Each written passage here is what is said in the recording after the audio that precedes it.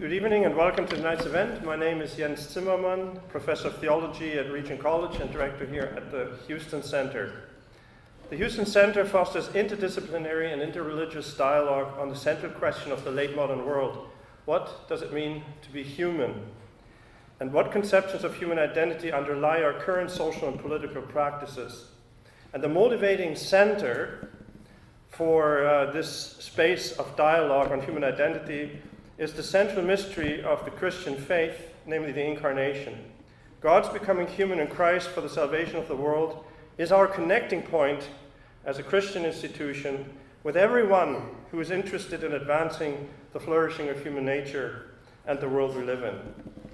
Now, tonight's lecture by Professor Pardy will deal with the relation of society, politics, and the law.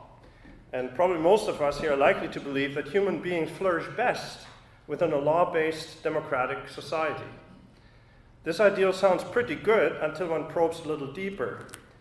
We associate liberal democracy with government of the people, by the people, for the people, as Abraham Lincoln so memorably put it.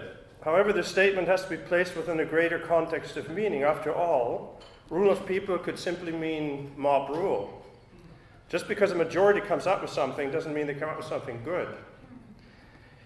For this very reason, philosophers like Thomas Hobbes have argued that we need law and governing authority to prevent anarchy. Yet governments in their authority to administer the law are also problematic. We all know from history, and perhaps also from personal experience, that no government really has your best interest at heart. In fact, by its very nature, as a highly bureaucratized, technocratic beast, the modern state cannot offer the personalized, differentiated, and localized care required for human flourishing. The state's inevitable abuse of authority requires that the government itself be accountable to the law. So, consequently, two main questions with regard to law, politics, and government seem to arise. First, what is the human nature of those to be governed? And second, what is the nature of the law governing them? And how we answer these two questions determine whether the best political structure is commensurate with human flourishing. So I hope that these are the kind of questions that will be circulating tonight. If I can just briefly comment on each of these questions. What are human beings? I think human beings are persons. Each person is a sacred being endowed with intelligence and free will, and therefore possesses certain human rights along with moral accountability. And so any political system that disrespects individual rights, such as the right to life, to bodily integrity, or the right to religious freedom, or institutions that stifle rational debate, are contrary to human nature. And then, what about the nature of the law? Are human laws merely conventions that rulers or people make up, or does the law correspond to some kind of higher universal order of things? Do we create law, or do lawmakers try to capture through practical reasoning principles for human flourishing that are built somewhere in the very nature of life itself? This discussion, as many of you will know, is as old as philosophy. It's as old as thinking. Philosophers like Plato and Aristotle believed in a non-material, higher moral rational order, and they thought that this order provides universal principles of human flourishing that can be deduced to practical reasoning. So treat others as you would have them treat you. The golden rule is one such law. And then the Christian tradition adopted this view and identified natural law with the divine order of creation and the principles of human flourishing that are most clearly revealed, Christians claimed, and the Jews claimed in the Ten Commandments. Now, why natural law? The advantage of natural law should be obvious. If law is purely an arbitrary human invention, then we can alter law and define human flourishing as we please. Right? If we make it, we can change it. By contrast, if human law tries to reflect the high universal order, then, to use the famous line from the Nuremberg Nazi trials, we can always appeal to a higher law above the state law. Now, to bring all this down to our Canadian context for tonight, according to natural law, the Canadian Charter does not invent rights and freedoms, but rather it would recognize or acknowledge such rights in the binding form of positive law. And when we lose this distinction between positive law and natural law, we lose the ground of appeal to something higher than the positive law that is administered by the state. And in a secularized modern society, the idea of natural law that has so deeply shaped the history of Western law is no longer really held with any conviction by governments, unless I'm mistaken. In its preamble, the Canadian Charter still gestures toward the supremacy of God and the rule of law, but clearly the shadow of the natural law tradition, if that's what it is, has no real meaning. And many have felt this gap between perceived natural human rights recognized in the Charter and government policy during, for instance, the global imposition of COVID measures over the last 3 years. To what extent do governments have the right to curtail human rights? What grounds of appeal do we have when governments decide on a course of action for the supposed good of the people that proves to be destructive? Who determines what the common good is? Now, tonight's lecture will help shed light on the relation between rights, the law, and government by talking about the Charter, the bench, and the Barcode. We're privileged to welcome an expert who has spent most of his career thinking about these issues I've outlined. Professor Bruce Pardy is Professor of Law at Queen's University in Kingston, Ontario. He's a classically liberal legal academic for whom equal application of the law, negative rights, private property, limited government, and separation of powers are foundational to the Canadian and Western legal tradition. Bruce has published his work in academic, but also in more popular formats in newspapers like the Globe and Mail and the National Post. On his university's faculty page, Dr. Pardy is described as a critic of legal progressivism, social justice, and the discretionary administrative state. He has written on a range of pressing legal subjects at the front lines of the culture wars inside the law, including environmental governance, climate change, energy policy, human rights and freedoms, professional and university governance, property and tort theory, free markets, and the rule of law. Dr. Pardy will speak to us now tonight for about 50 minutes, and then Andrew Bennett, whom I will introduce at that time, will provide a response. Then we'll give Professor Pardy a chance briefly to respond to Dr. Bennett, after which we'll open the floor up to you for your questions. So I'm tremendously pleased to have both of you here, and please help me welcome Professor Pardy.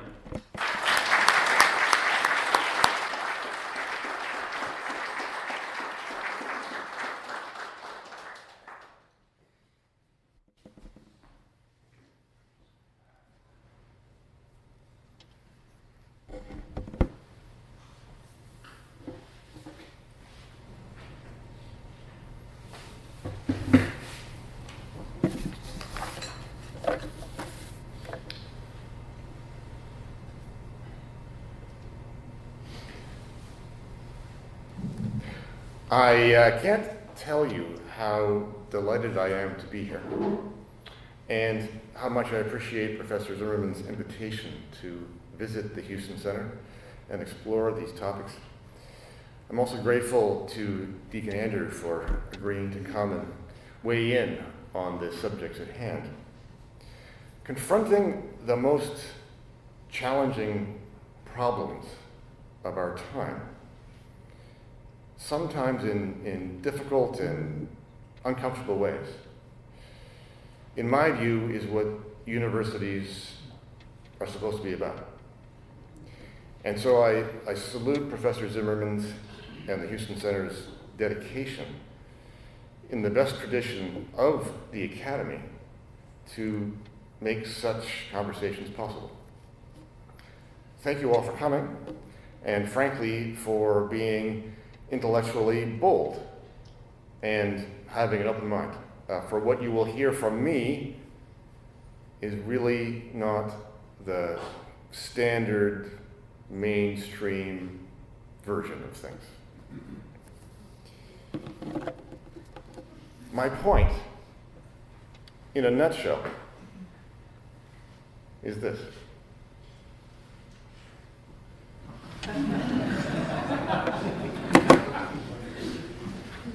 We made a mistake. We started making the mistake a long time ago, but we are still making it. Kings once ruled England with absolute power. Their word was the law. It took centuries of struggle and reform to overcome their tyranny. We invented this thing called the rule of law. Checks and balances, limits and restraints, individual rights. It worked. For a while, it worked. In Canada, as in other common law countries, the law provided a system of justice as good as anything that civilization had ever produced. And now, it's not working. When it suits them, our institutions are setting aside their restraints. Using an idea to hold the powerful in check works only for as long as the powerful believe in the idea. And now, they do not. Our mistake over these centuries of reform was that we did not go far enough. We did not take power away from institutions to rule over us. Today, as in the days of kings, the law is based upon the authority of those who govern, not upon the consent of the governed.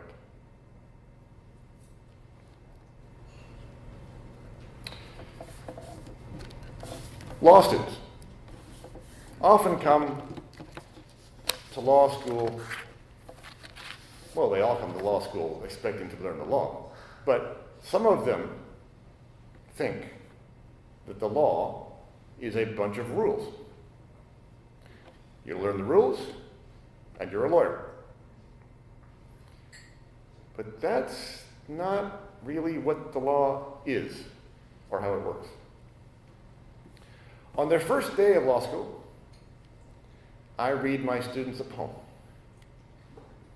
It's a short verse by R.D. Laing, a Scottish psychoanalyst and philosopher who died in 1989. Laing was writing about interpersonal relationships and interactions, but he might just as well have been writing about the law. The poem goes like this. They are playing a game. They are playing at not playing a game.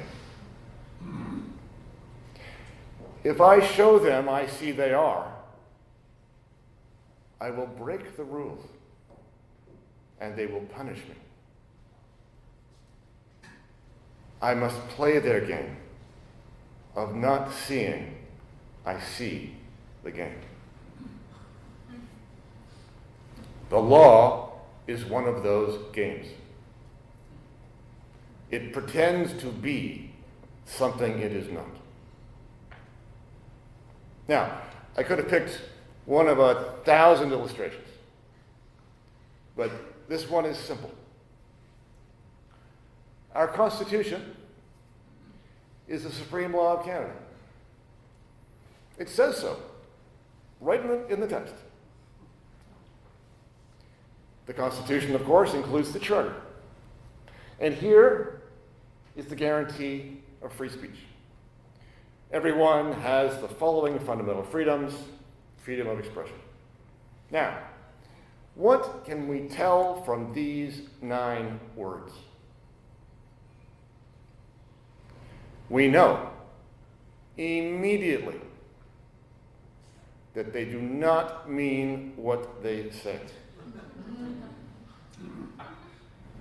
The provision states that we have a right to free speech, but it tells us that we do not, at least not one that we can count on. Now, how do we know that? Well, imagine someone comes up to you on the street and says, I have a knife in my pocket. Give me your wallet, or I'll stab you in the heart. That's an assault. Your assailant threatened you with imminent violence, committed a crime. And yet, all he did was speak. There's been no stabbing yet. There's been no robbery yet. The guy might not even have a knife. He spoke words. And Section 2B guarantees free speech. How can it be an offense? The answer, of course, is that 2B does not mean that you can threaten people with violence. I don't know anybody who would argue that. But the point is, that's not what 2B says. It includes no limits in the text. It doesn't tell us where the line is. It doesn't tell us what freedom of expression means. Now, everybody knows this. Everybody knows that free speech is not absolute and that some speech is not protected. But it's not just that. It's that the content of the right to free speech and other charter rights is arbitrary. We pretend that judges give meaning to these words in a manner that is bound by precedent and logic and principles of interpretation. But those restraints don't compel the answer. The right means something a little different every time, as are the rationales for why. Those change too. The criteria. As judges become increasingly sympathetic to the idea of collective good and group rights, free speech becomes less an individual right to say what you think and more of a privilege to speak if and only if what you say is consistent with the public interest. This is not the rule of law. And it's certainly not liberty. It's easy to agree that people should not have the right to threaten violence. But that's not where the line is drawn now in this country on free speech. You can't discriminate in your public statements. You can't tell jokes that are intended to offend the dignity on a protected ground. You must speak the pronouns that people demand. Doctors are not allowed to express medical opinions at odds with governmental policy. The federal government is curating online content and preparing to censor misinformation, which, of course, means information they don't like. This in a country with a guarantee of free speech. This is a country where it's becoming not safe to say what you think. It's a country where people are pausing before speaking to make sure they're not going to say something to get them into trouble. That is not a free country. If the Charter was honest, it would say this: everyone has the fundamental freedoms that courts decide from time to time that they should have. And after all, that's basically what Section 1 says anyway. This is the reasonable limits provision. This basically gives license, even if they should find that there's violation of the provision of the Charter itself, that this says, well, it might be okay anyway. Everybody knows this. And yet, people still harbor the conviction that the Charter means what it appears to say. If I had $1 for every person in the last 3 years during COVID who has said, but they can't do that, it's in the Charter, I'd be a wealthy man. All the Charter does is shift the final call on certain questions from the legislature to the court.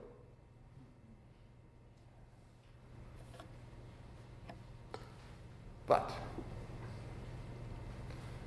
I don't want to leave you with the impression that I think our problem is that power lies in the court, because that's not right either. The original problem was the king. We took power away from the king, and we gave it to the legislature. For example, the English Civil Rights Act of 1688, following the Glorious Revolution, basically it encoded that change. It was the legislature, not the king, who makes the laws. Parliament is elected. Power to the people. Legislative supremacy is the foundation of British constitutional democracy. Yay for democracy and the rule of law. Except that legislatures can be tyrants too.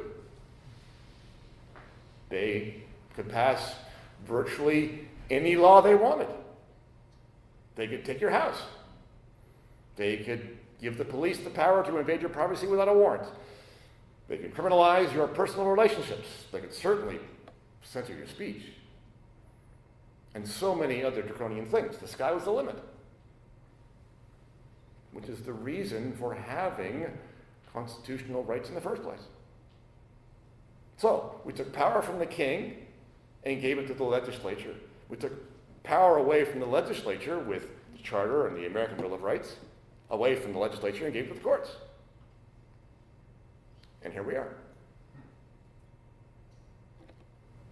So, what was the idea supposed to be? Legal theorists would say that the rule of law is complicated. And I don't think it really needs to be. One of the ways to see it clearly is to compare it to what it was supposed to replace. The rule of people. Originally, one person in particular, the king. But in general, the rule of persons. You know, the one man or woman sitting on the throne. Henry VIII ordered Anne Boleyn to lose her head. You know, that's concentrated power. But people make laws. People enforce laws. People apply laws to cases. So, how can we have a rule of law and not ruled by persons? Well, think about it this way. Let's say you have a dangerous weapon. It's a weapon so powerful that it could destroy both sides in a war. And there's no way to destroy this weapon. But you can take the weapon apart. You can put the weapon into 3 parts, without which it doesn't work. If you can do that, what are you going to do? You're going to take it apart, and you're going to separate those parts as far apart as you can, and make sure that they never come together in one. And that's what we did. We split the state up into 3 parts. And we said, each one of you is going to do a job, and only that job, and you won't do the job of the others. That's going to keep us safe. So legislatures legislate. They pass the rules. The executive branch, the administration, the one that used to be the king, they're going to implement. They're going to execute. They're going to enforce. But they're only going to do that, and the only thing they can do are the jobs the legislature gives them. And the courts, they're going to take the laws made by the legislature and they're going to apply them according to their terms to the cases before them. And how does that keep us all safe? Well, it means that the legislature has to make the general rules before they know what the dispute's about. They have to think about it in theory, in the abstract. What rules should rule? And not worry about the particular case. They're acting blind. The executive is powerless to make any decisions other than the ones the legislature has already made. They can't decide the outcome of any particular case because they can't make the law and they can't make the decision. And the court is bound by the decisions the legislature made about the general rules. They can't decide that the outcome is going to be a certain thing because those rules are going to dictate what the outcome is supposed to be. So, in total, you have nobody in control. And that's the way it's supposed to work. But it's not what happens now. This separation of powers has evaporated. The king has returned to haunt us, albeit in a different form. What was once the monarch became the administrative state. It's the modern Leviathan, if you like. It includes every bit of government that is neither legislature, elected people sitting in a chamber, or court, judges on a bench hearing witnesses. If it's not one of those two things, it's the executive branch. Cabinets, departments, ministries, agencies, public health officials, boards, commissions, tribunals, regulators, law enforcement, inspectors, and so on down the line. Every part of government, most of government you have contact with is part of the administrative state. These public bodies control our lives. They supervise our speech, employment, bank accounts, media. They indoctrinate our children. They locked us down and directed our personal medical decisions. They control the money supply, the interest rate, and the terms of credit. They track, direct, incentivize, censor, punish, redistribute, subsidize, tax, license, and inspect. Their control over our lives would make the king blush. And who made it this way? The legislature and the court.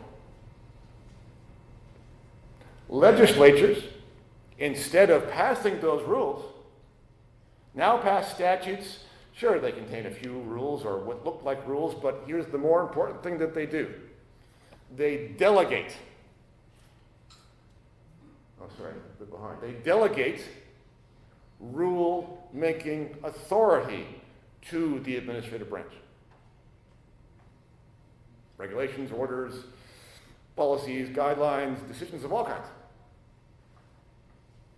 And the courts, instead of keeping administrative bodies within the boundaries of the authority that the statute provides, now courts defer. They say, the job of this public body is to do the following thing in the public interest. We don't want to interfere. Courts do not require public authorities to apply the law correctly. This is one of the fundamental propositions in our administrative law as it presently exists. Let me say that again. Courts do not require public authorities to apply the law correctly, but only reasonably. As long as it's within a reasonable range of outcomes, it can be wrong.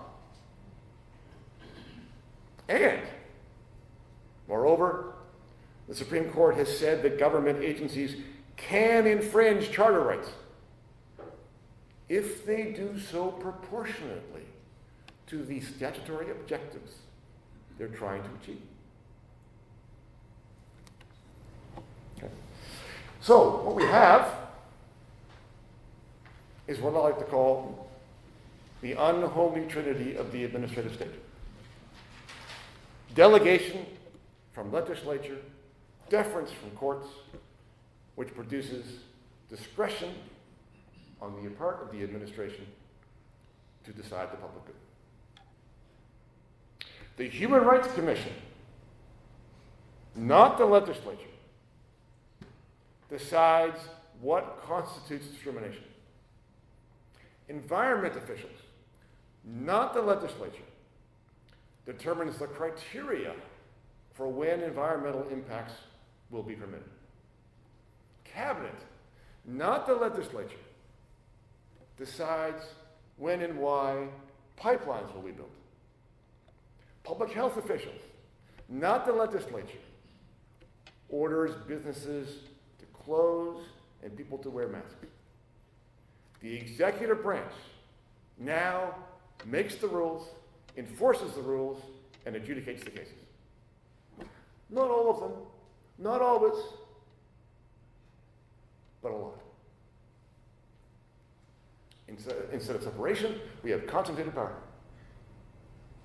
Instead of checks and balances, all these branches are on the same page. Yeah, sure, they have disagreements. They fight amongst themselves. But they essentially cooperate to empower the state's management of society. Individual autonomy is now routinely set aside in the name of public welfare and progressive causes.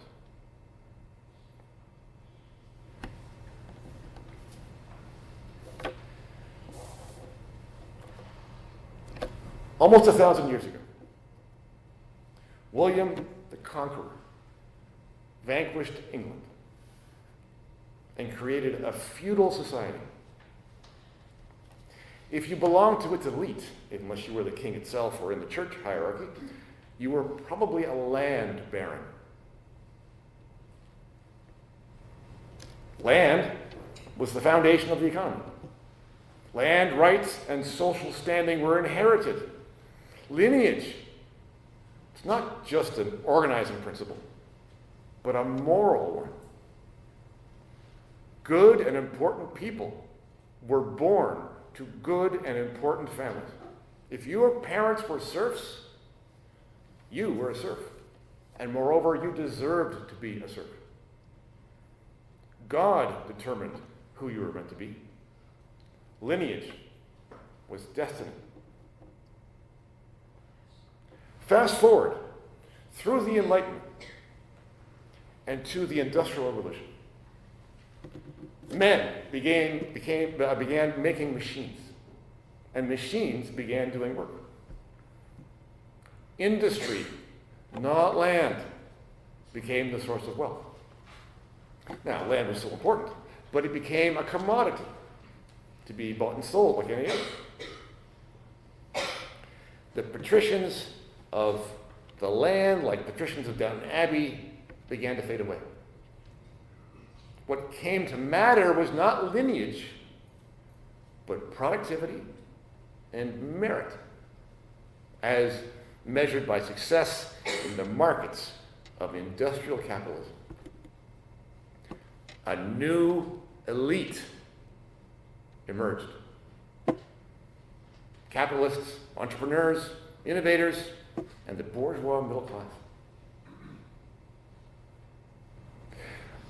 But this elite didn't last very long.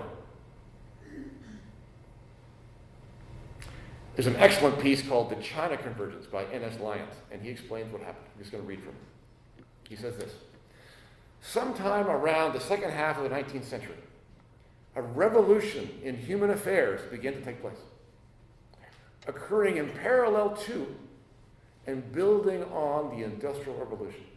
This was a revolution which upended nearly every area of human activity and rapidly reorganized civilization in order to manage the growing complexities of mass and scale.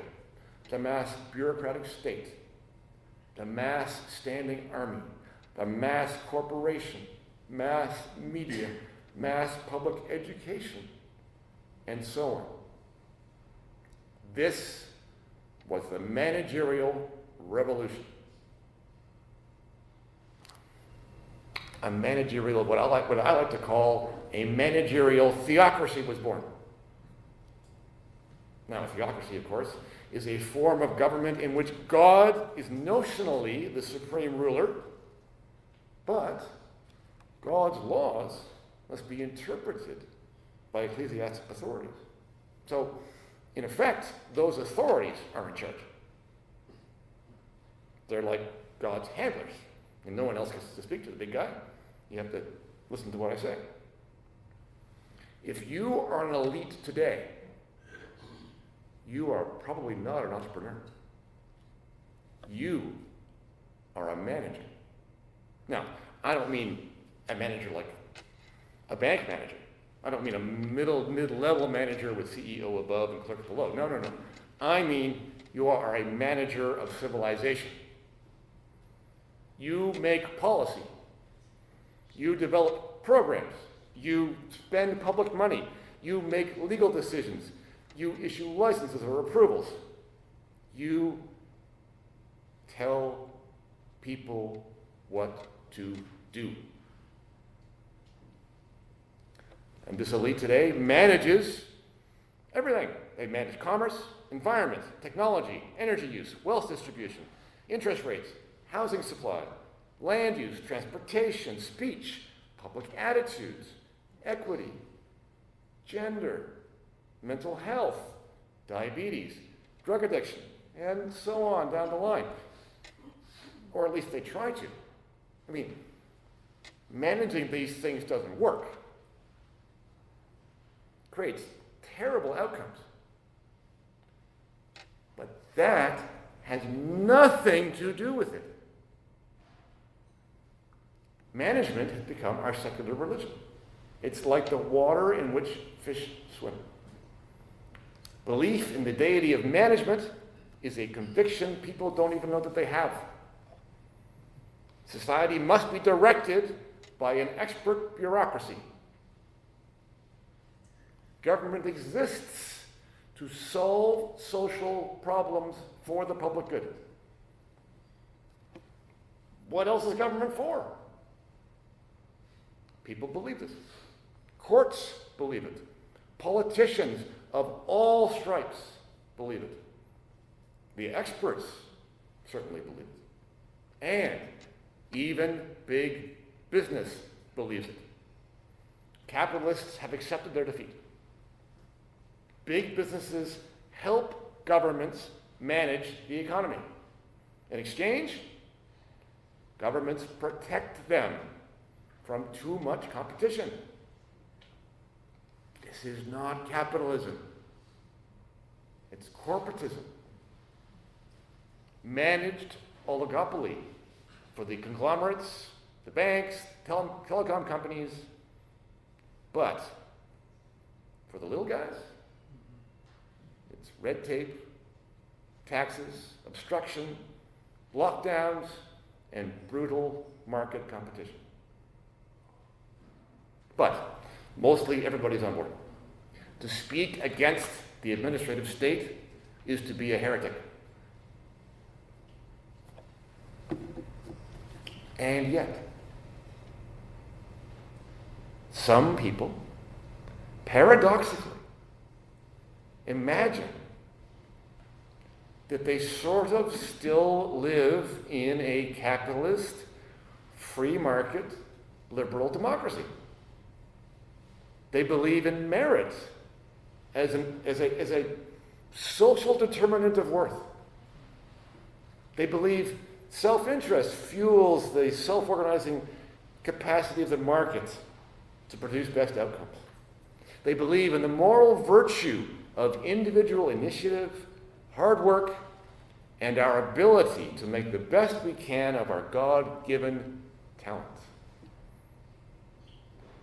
And they still believe that they're part of a consensus on social values. These people are Luddites.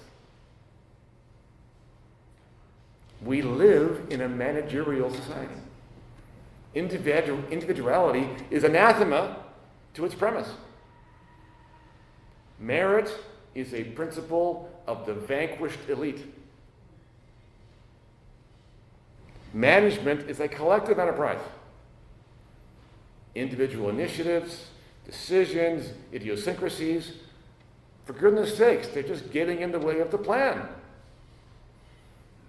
So, instead of rule of law, whoops, missed that. That's fine, let's go back up.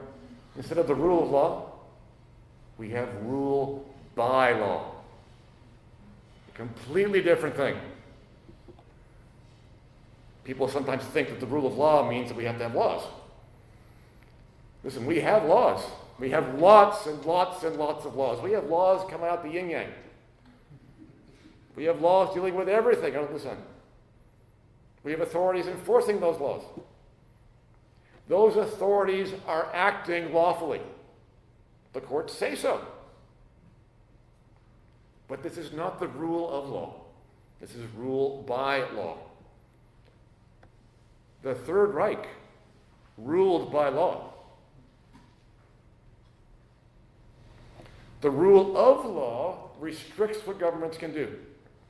Rule by law is legal instrumentalism. And what I mean by that is governments use the law as a tool. It's a tool to achieve the outcomes that they want. And these two ideas, the rule of law and rule by law, they're incompatible. They're mutually exclusive. If you have one, you don't have the other one. Of course, managers, our elite, hate the rule of law. They won't say that in as many words. And in fact, the meaning of that phrase is being changed so that they can say that we still have the rule of law. But the rule of law gets in the way. It gets in the way of them crafting solutions they think are important. I mean, that seems like a downside to the rule of law, but it's not the downside, that's the purpose. It's there to get in the way of experts doing what they think is right.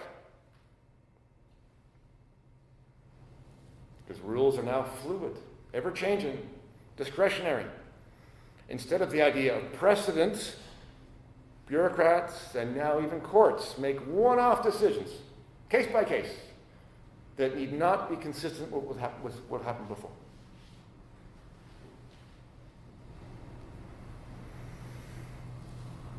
So, to the managers, paradise is a world in which everybody is completely managed. And this is the barcode. You have a barcode or a QR code or a digital ID that includes everything that the managers need to know about you. Your race, your sex, your gender, your disadvantages, your privileges, your social credit scores, your healthcare history, your driving skills, your carbon credits, your social justice posts, your vaccine records, dietary habits, and so on. I mean, it's got a lot of space.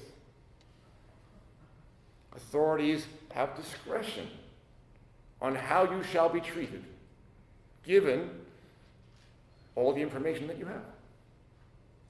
But you have no discretion about how you must behave. How can this be happening? Well, people are following their incentives. Everybody wants to be an elite. Don't you? Get with the program. Learn how to manage, validate managing, support the narrative, and say that we have problems that need managing.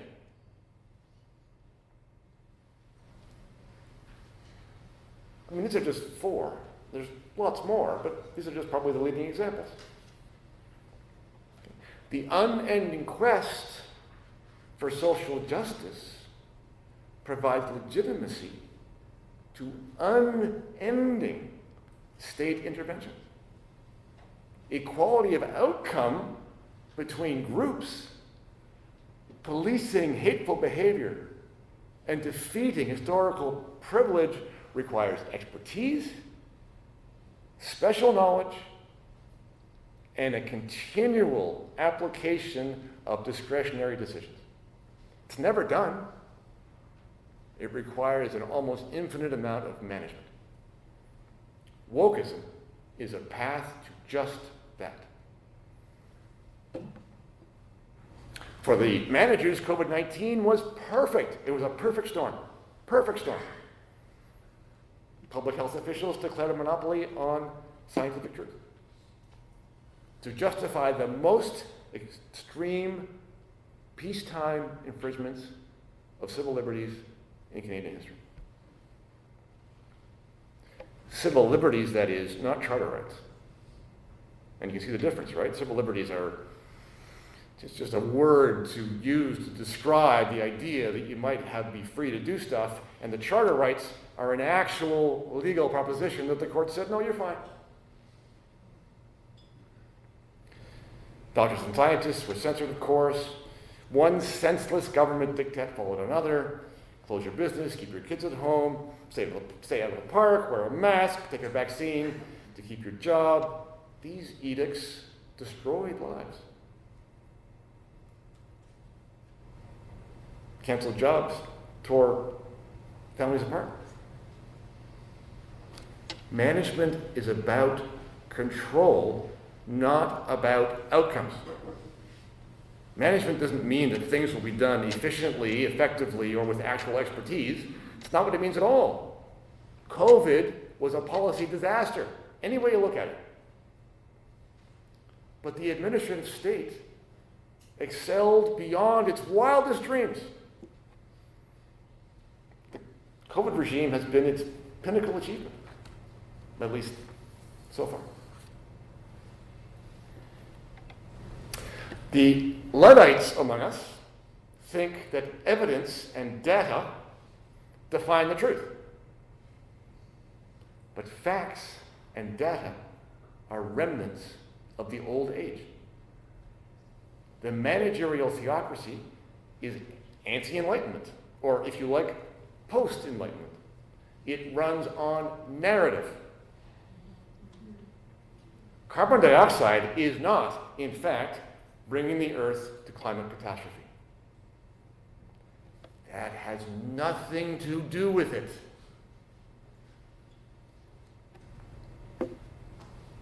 Transhumanism. You know, it's that label that identifies that school of thought that wants to enhance the human condition with technology, eradicate disease, extending life, improve physical and mental capacity, and so on. Okay, but it shares a dark underbelly with the managers, and it's this. The rule of law, on the one hand, is a secular idea, but it is grounded in a kind of faith. The rule of law is based upon the faith that spontaneous order will work out. When powers are separated, nobody has control. And yet, we have faith that everything will coalesce into a peaceful and prosperous society. It's based upon trust, that not having somebody at the wheel is okay. But the managerial theocrats and the transhumanists have faith in nothing but their own cleverness. In their eyes, human beings, nature, and even creation itself are fundamentally flawed. Biological existence subjects us to disease, dysfunction, predators, and death. The universe is a soulless, cruel place. If there is no God, and if there is, he's an evil clown. There is no Mother Nature, and if there is, she's a witch. Their self-appointed mandate is to replace the natural with technology, fashioned by the human hand. The mandate is to remake the world with their expertise.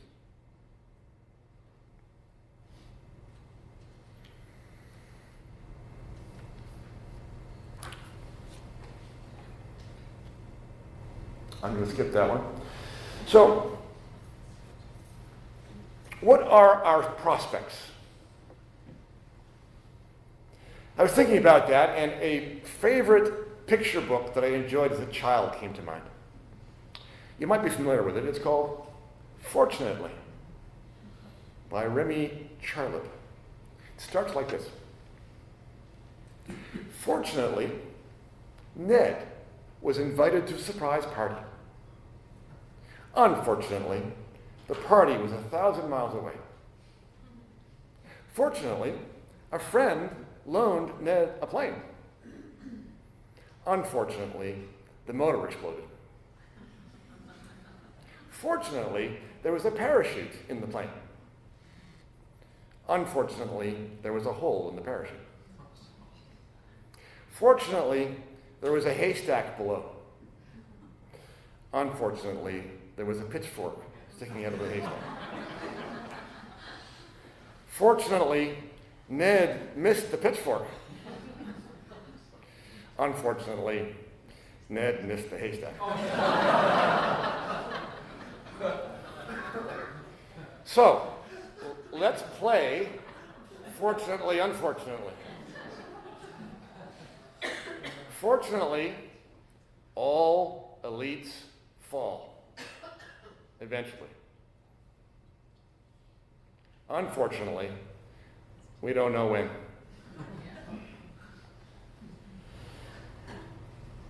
Fortunately, these elites are pretty incompetent. Unfortunately, that means things are going very badly. Fortunately, everyone can see that. Unfortunately, that incompetence included the COVID regime and caused a lot of harm.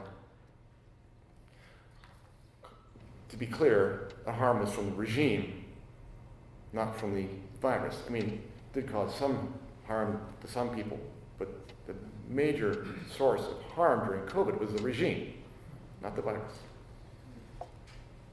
Fortunately, we had the COVID regime. It pulled back the curtain on how things work. And more people are becoming to fundamentally distrust government. Unfortunately, in spite of everything, people still believe that an administrative state is necessary and inevitable. Fortunately, people are beginning to wonder about that even. Parents, for example, are starting to pay attention. Unfortunately, as more people wake up, the managers are panicking and doubling down. There's nothing more dangerous than a regime that feels threatened. Fortunately, they feel threatened because they feel vulnerable, and they should. In Canada, for example, the extreme government response to the trucker convoy showed how they viewed dissent as an existential threat. Unfortunately, surveillance technology has never been better. Fortunately, liberation technology is coming online too. And now, I'm not a techie, I don't understand how these things work, but I do know that for every piece of bad technology that's being used against us, there's good technology that suggests an answer. You know, we have blockchain and Bitcoin and VPN and so on and so forth. This is going to be probably a digital arms race. And lo and behold, the biggest threat to the regime might be the peaceful digital outlaw. Unfortunately, the managerial theocracy has never been more powerful. Fortunately, after peak comes to claim. And finally, unfortunately, many opponents of the regime believe that we must go back to an earlier era, reestablish old norms, old premises, old values. Old premises led us here, or at least didn't prevent us from getting here. Fortunately, civilizations travel in only one direction, and it's not backwards. To the extent that it is possible,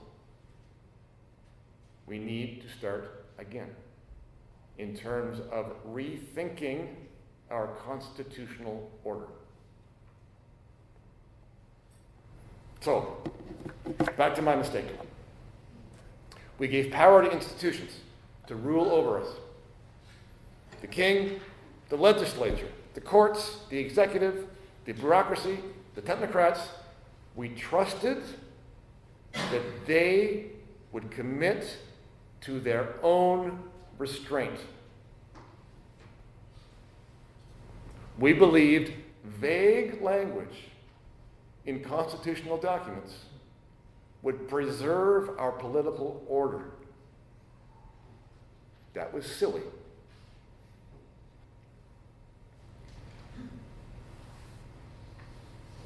Jens referred to this. This is the preamble to the Charter.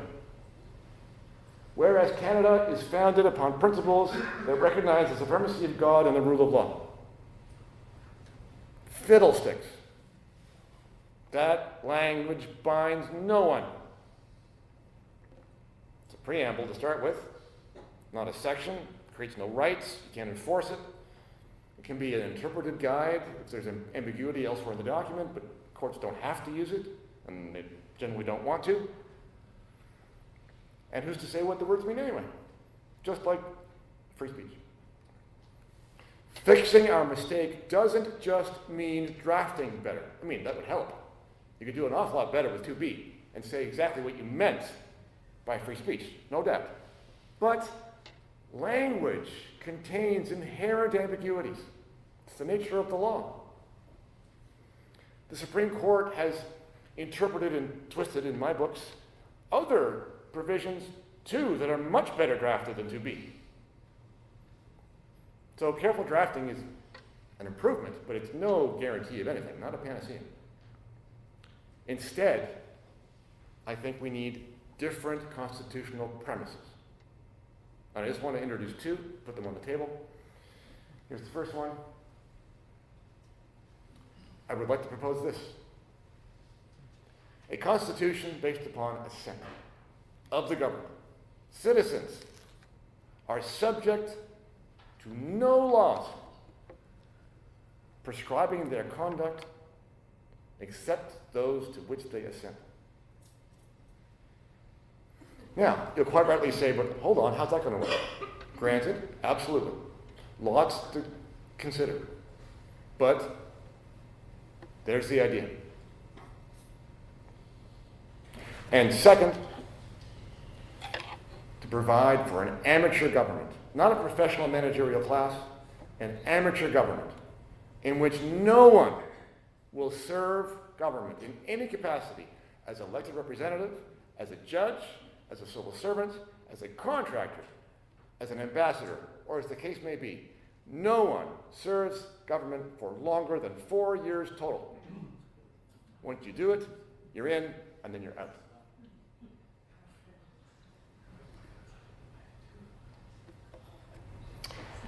I'll end with an appeal to you and others like you who are willing to consider the situation we are in.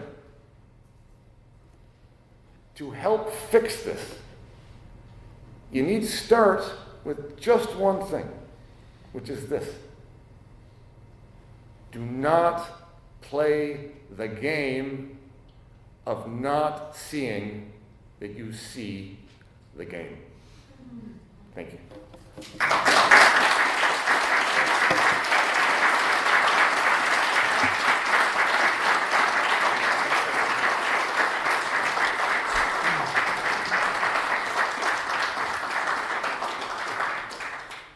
Unfortunately, a great lecture just ended.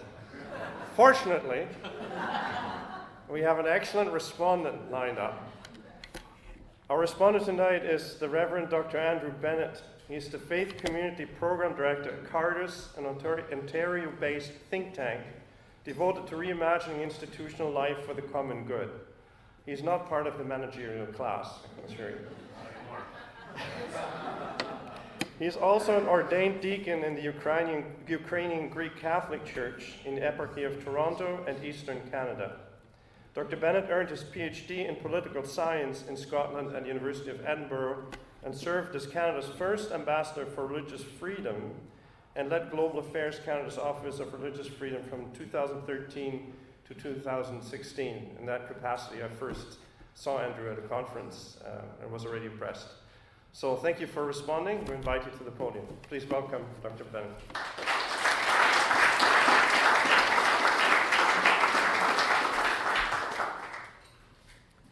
Well, thank you very much. I'll echo the thanks that Professor Pardy offered to the Houston Center and to Professor Zimmerman. I was here earlier this year, and it's wonderful to be back and see many familiar faces and many new faces. And also, I'm very grateful to what was just a masterful presentation on our current situation in this country when it comes to the nature of a disorder within the body politic. So thank you very much, Professor Pardy. Excellent presentation. I'm going to respond, that's my role here tonight, but I'm going to respond as I can as someone with a background in political science, but also with theology. And it's really from that theological perspective that I want to offer my view on where we're at presently in this country. And I'll sort of tease out a few points that Professor Pardy highlighted. In his seminal 2003 book, What We Can't Not Know, political philosopher J. Budziszewski wrote the following: "The common moral truths are no less plain to us today than they ever were. Our problem is not that there isn't a common moral ground, but that we would rather stand somewhere else. We are not in Dante's Inferno, where even sinners acknowledge the law they have violated. We are in some other hell. The denizens of our hell say that they don't know the law, or that there is no law, or that each makes the law for himself, and they all know better." We might also add to Budziszewski the acceptance by a majority that there is no problem with the law, such as the actions of the administrative state. There's no problem with the law being untethered from the moral law or the natural law. As Professor Pardy has so eloquently presented, there is a disorder within our society, but it's a disorder that masquerades as an order. It's disorder in its truest sense. We have upended the correct order of things. We've exchanged an ordered rule of law for a rule by law that fundamentally brings disorder into the body politic, again, masquerading as an order. We have yielded to the administrative state the power to arbitrate what is good and what is true. In our apathy, and this is something we suffer from greatly in this country, in our apathy and our ignorance of civics, our ignorance of our Constitution, our ignorance of how things have been operating for the last number of decades, we have failed to vigorously exercise our freedoms by living out their attendant responsibilities. We have perhaps misunderstood our freedoms. Budziszewski's words are instructive here. I would argue this is not fundamentally a legal or constitutional problem or a failure to learn our civics. That's certainly an issue. But it is a moral problem, and at the same time an anthropological problem that we face in Canada today. While some may think there is still a common moral ground, most have abandoned that nice idea. There is a failure in our society to seek truth and to then govern our lives according to that truth. It is a failure to recognize the inherent dignity of every human person who enjoys not some nonsensical freedom to be free. That's nonsense. But the freedom to seek truth, to seek the good, to seek what is beautiful. And politics can be beautiful. The law can be beautiful. The Constitution can be beautiful when it's ordered, and it's ordered towards what is true and what is good. This freedom is God-given. This freedom to seek truth. We are hardwired as human persons to seek truth. Sometimes we seek it in very strange places, granted. We fashion all sorts of idols, but we are still seeking this truth. This freedom is God-given. It is not the bequest of an external human authority, such as the state. This is the moral problem. The problem that we have lost or forgotten the moral ground, the common moral ground. The anthropological problem is what Professor Pardy began to highlight towards the end of his talk. It's the dehumanizing of the human person into an object that is subject to the managerial state. It's the dehumanizing of the person into an individual that is self-actualizing, self-serving, self-idolizing, who is increasingly isolated from meaningful human community. And this has been aided and abetted by the managerial state. Yet now, the hyper-individualizing and truth-relativizing human being still finds himself living in a society with others. And that relationship needs to be governed somehow.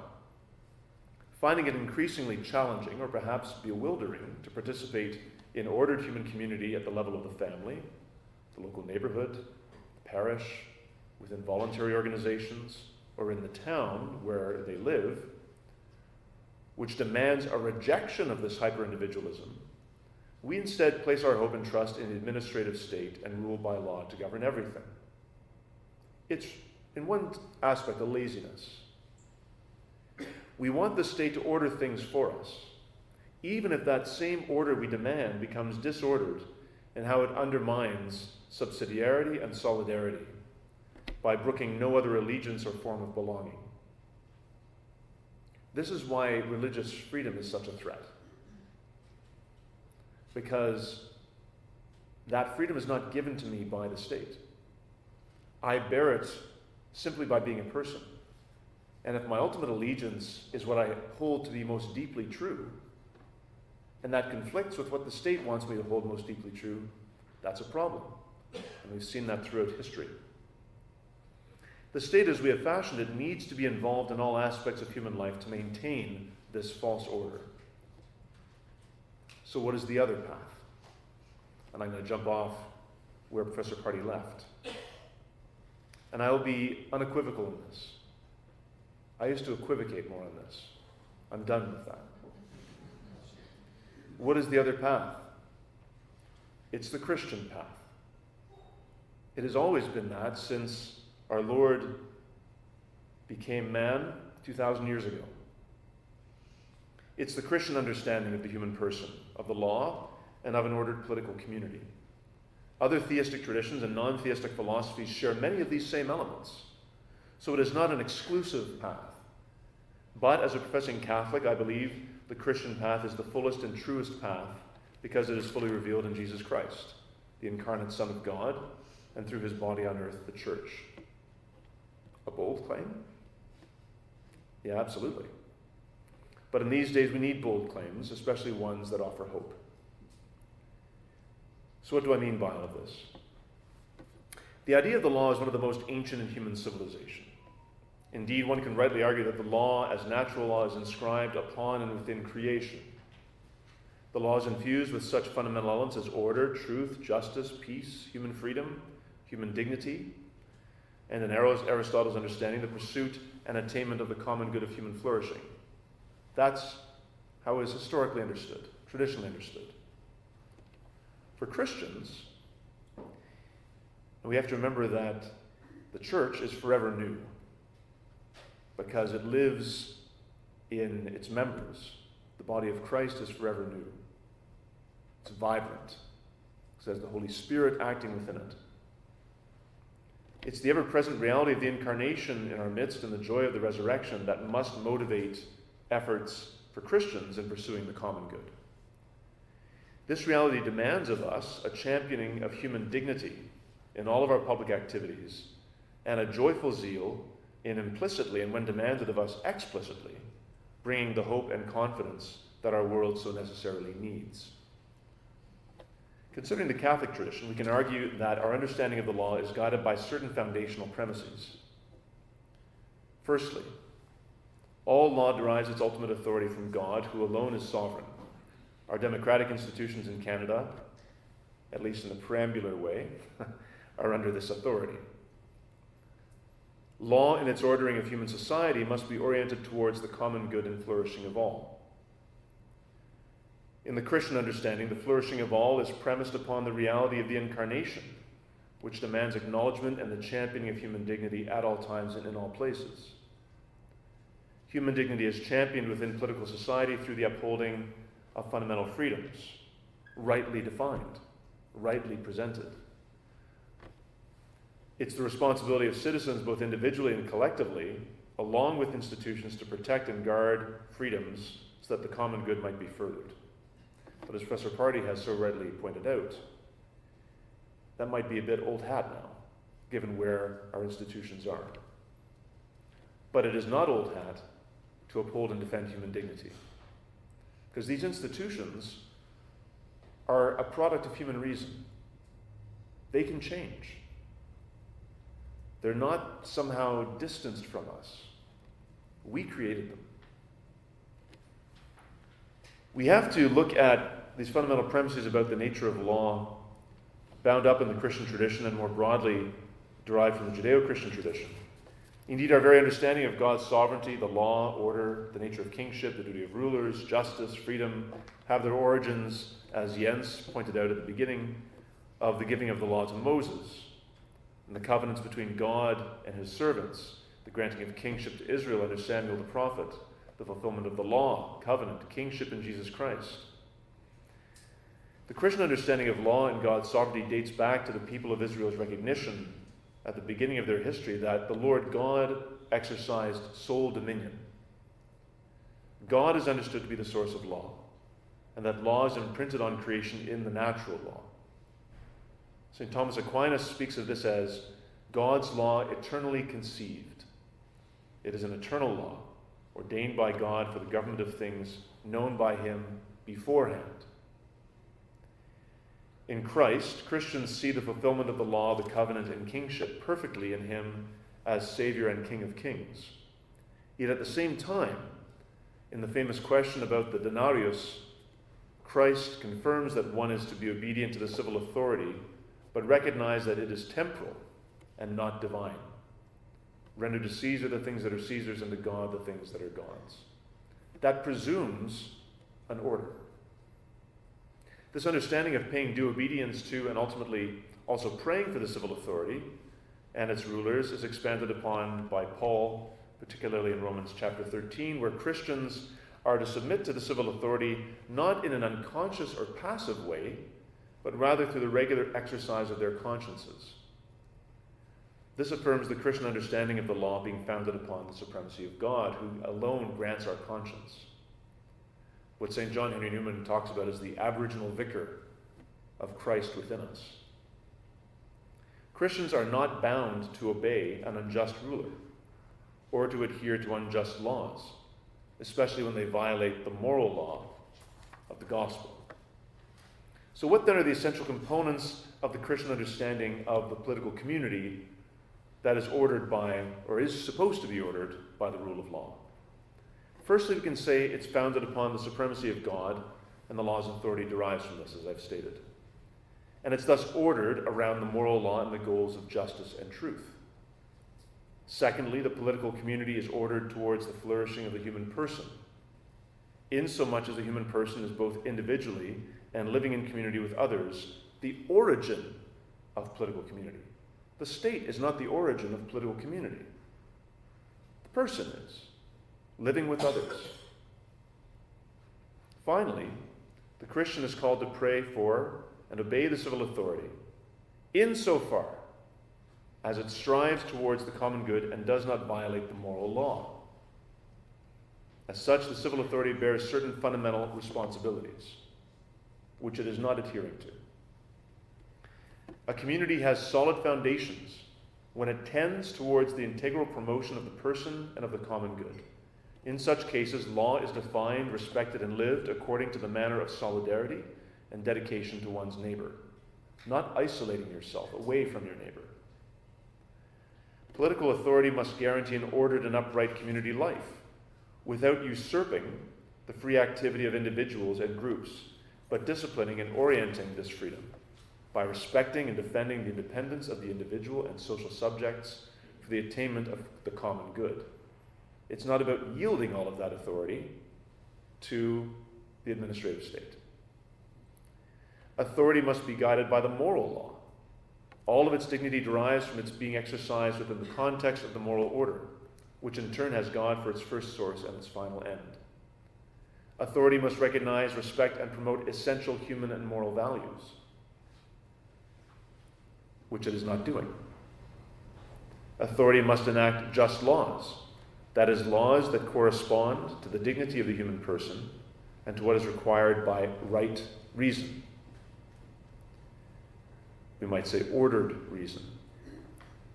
Recognizing that natural law is the basis for and places limits on positive law, on legislated law, on laws that are enforced by the administrative state, means admitting that it is legitimate to resist authority should it violate in a serious or repeated manner the essential principles of natural law. Given these principles and the fact that the human person must be at the center of the political community, how do we understand the interaction in the public square between the human person as the bearer of dignity through the incarnation, the imago Dei, the image and likeness of God, and those who are elected to administer or govern the community? Or put another way, how does the eternal law of God, the moral and natural law which orders all things, find expression through human laws that govern the political community? The political community in a democratic system elects representatives, in theory, appointed to pass laws in keeping with the moral law. Positive law, legislated law, must not contravene the moral law. St. Thomas Aquinas, in the Summa Theologiae, states the following regarding positive law. Human reason shares the plan of God's reason in its own imperfect way, but cannot share it in full. Put more pithily, the administrative state is not God. God is God. He is above all things. And so the church has always enjoined that in a situation where the civil authority through its actions or legislation contravenes the moral law, the Christian is duty-bound to not follow such a law, as the state enacting thus has delegitimized itself. The law on euthanasia is a perfect example of this. Christians should not follow that law. That's going to come with costs. That's going to come with martyrs. That's going to come with confessors. So be it. On the contrary, if a citizen fails to obey a just law that is ordered towards the common good, then there's a rejecting of legitimacy. Given some of the challenges we currently face that Professor Pardy so eloquently framed for us, how are we to respond? He gave us some responses from a constitutional perspective. How can we have a reordered understanding of the political community, of the law? One of the leaders of our Ukrainian Greek Catholic Church, the Metropolitan Archbishop of Philadelphia, Boris Gudziak, once said to a group of Catholic students from Queen's University and the Royal Military College in Kingston the following: democracy has many merits, but it does not determine the truth. Likewise, we can say the administrative state has some merits. It does not determine the truth. It does not determine the truth about who the human person is. Note that I said who the human person is, not what the human person is. We are subjects, not objects. We are whos, not whats. Further on in What We Can't Not Know, Budziszewski presents us with a very pithy diagnosis of our present situation, our present moral and anthropological problem. He states, denial of the imago Dei is something new and much more dangerous than a simple return to paganism. As Francis Schaeffer once remarked, the worst that could be said of the pagans of the first century was that they had not yet heard that man is made in the image of God. Although they naturally recognized the dignity of man and the justice that is due to him, their understanding of this intuition was deficient. By contrast, our thinkers, we might say our rulers, have heard that man is made in the image of God, but deny it. This puts a strain on the inbuilt structures of moral knowledge that justice flips upside down. Refusing to learn, they finally distort even what they already know. The only way we get out of the very serious predicament we find ourselves in, as presented by Professor Pardy, is to openly acknowledge the flawed anthropological and moral premises of our present culture. Only then can we call people back to the truth of who they are, the freedoms they bear, and the responsibilities they must exercise to be fully human in an ordered society that has the common good of human flourishing as its goal. In conclusion, I fully believe that this is at the core of the new evangelization of this country. To rediscover what it means to be fully human and to govern ourselves according to an ordered moral life and its expression in an ordered political life that is facilitated by the rule of law. Christians and those who may not share our faith but do share an ordered anthropology and ethical framework have a particular vocation now to advance human dignity everywhere and to everyone, and thereby, please God, bring about the renewal that our culture so desperately needs. I do not think it is too late to bring that renewal about. Maybe I'm naive, but Christians have always been naive, or as we call it, hopeful. But it will require a phenomenal amount of work across at least 2 generations to achieve it. I'll conclude with 2 questions then. What are the key components of cultural renewal, including a restoration of the rule of law? And finally, from where will this renewal come? Thank you for your attention.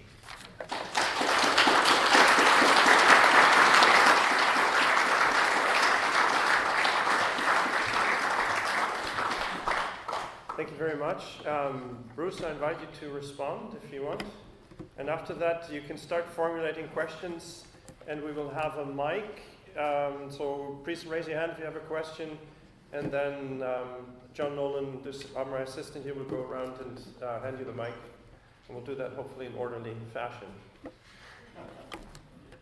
serving the common good.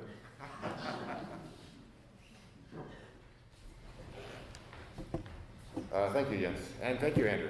I'm just going to add one very brief thought, and it's one I think that Andrew might agree with, and it's just this: that it's very easy to confuse 2 different kinds of questions. Here are 2 questions: what should you do, and what must you do? Okay? Completely different questions. What must you do is a legal question. What should you do is a moral, spiritual, religious, community, social question. And here's the thing. You can believe in community, you can believe in a certain morality, you can believe in a set of principles you want to live your life by. That does not dictate, or shouldn't dictate, in my opinion, what the law says. And here's the paradox. In order for people, individuals, to find community, to live their lives in accordance with their own moralities, with their own beliefs, in order for that human thing that Andrew's talking about to happen, in my opinion, the law needs to be hyper individualistic. Because only then are individuals free to figure those things out for themselves. And that makes it voluntary. And nothing is genuine unless it's voluntary. Okay, so that's the paradox, sort of the relationship between the legal realm and the everything else realm. I think I'll leave it there.